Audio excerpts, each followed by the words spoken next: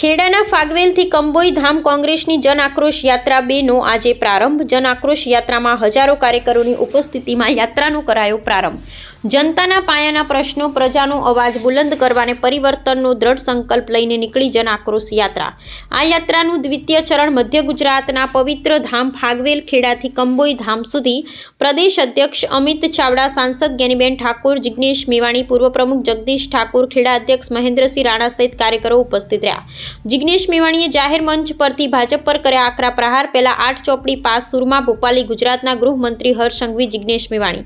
એક પણ કેબિનેટ મંત્રી, મુખ્યમંત્રીએ જનતાને દારૂ, જુગાર, ચરસ, ગાંજાના રવાડે ન ચડવા માટે અપીલ નથી કરી, જિગ્નેશ મેવાણી। ગુજરાતની ડબલ એન્જિનની સરકારની નીતિ, રીતિ અને શાસનથી લોકો ત્રસ્ત છે, અમિત ચાવડા। યુવાનોને રોજગાર નથી, ખેડૂતો આર્થિક રીતે પાયમાલ, ખેડૂતોના દેવા માફ થવા જોઈએ, અમિત ચાવડા। પીવાનું પાણી ન મળે પણ દારૂ ને ડ્રગ્સની રેલમછેલ, અમિત ચાવડા। મનરેગા, નલ સે જલ યોજનામાં ભાજપના નેતાઓ ભરપૂર ભ્રષ્ટાચાર કરે છે, અમિત ચાવડા। કોંગ્રેસ દ્વારા 20 ડિસેમ્બરથી જન આક્રોશ યાત્રા 2નું ફાગવેલથી આયોજન। કોંગ્રેસ દ્વારા મધ્ય ગુજરાતમાં 20 ડિસેમ્બરથી 6 જાન્યુઆરી સુધી યાત્રા કાઢવામાં આવશે। ફાગવેલથી શરૂ કરી 7 જિલ્લા અને 3 મહાનગરપાલિકા, 55 તાલુકા અને 37 નગરપાલિકાને આવરી લેશે। ફાગવેલથી શરૂ કરેલી યાત્રા 6 જાન્યુઆરીએ દાહોદના કંબોઈ ધામ ખાતે પૂર્ણ કરાશે। જન આક્રોશ યાત્રાને પગલે ખેડા જિલ્લામાં ગરમાવો જોવા મળ્યો। અમિતભાઈ, બીજા તબક્કાનો પ્રારંભ પાથેજી મહારાજના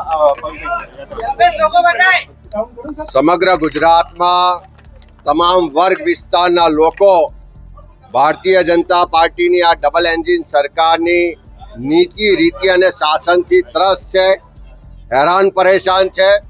અને એવા સમયે એક વિપક્ષ તરીકે ગુજરાતના લોકોના પ્રશ્નો, રજૂઆતો, તકલીફો, પીડા, દર્દ, જે આક્રોશ છે એને વાચા આપવા માટે જન આક્રોશ યાત્રાની શરૂઆત કરી। પહેલા ચરણમાં ઉત્તર ગુજરાતમાં ધીમાથી બેચરાજી સુધી યાત્રાનું સમાપન થયું। આજે બીજા તબક્કામાં મધ્ય ગુજરાતમાં પાથેજી મહારાજના ફાગવેલ ધામથી આ જન આક્રોશ યાત્રાની શરૂઆત કરવા જઈ રહ્યા છે।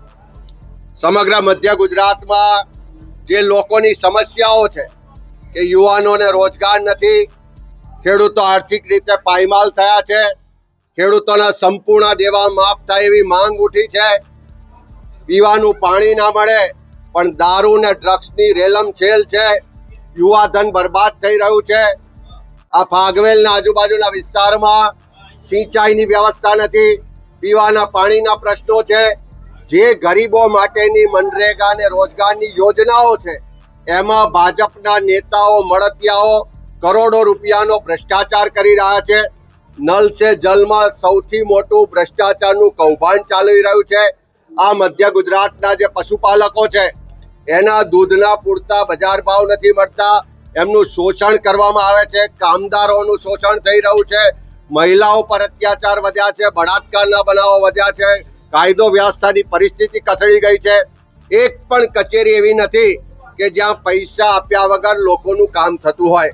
ત્યારે સમગ્ર મધ્ય ગુજરાતના ખેડા જિલ્લો, આણંદ જિલ્લો, વડોદરા જિલ્લો, પંચમહાલ, મહીસાગર, છોટાઉદેપુર, દાહોદ, આ તમામ વિસ્તારોમાં યાત્રા આજે 20 તારીખથી શરૂ કરીને 6 જાન્યુઆરી સુધી ભ્રમણ કરવાની છે।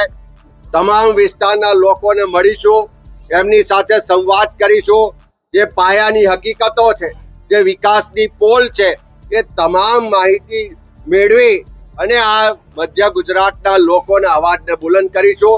અને આ ગુજરાતની પ્રજાના જન અધિકાર માટે, ગુજરાતની પ્રજાના જે હિત માટે, એનો જે અધિકાર છે એના માટે સડકથી લઈને સંસદ સુધી લડવાના અને 2027માં લોકોના આશીર્વાદથી ગુજરાતમાં પરિવર્તન થવા જઈ રહ્યું છે।